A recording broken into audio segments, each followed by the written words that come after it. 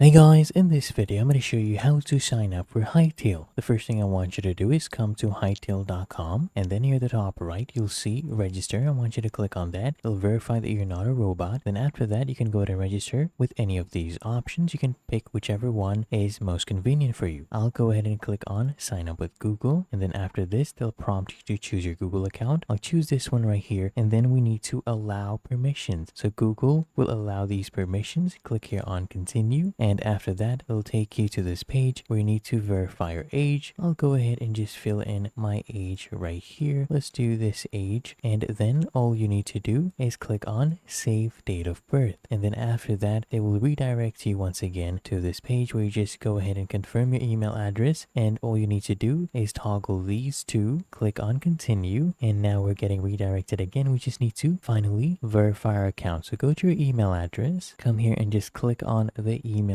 from Hytale, and then just click here on confirm account, and as you can see our account has finally been created. But that is how to sign up for Hytale. If you found this helpful, I appreciate if you could like and subscribe to the channel. It also helps me out as well.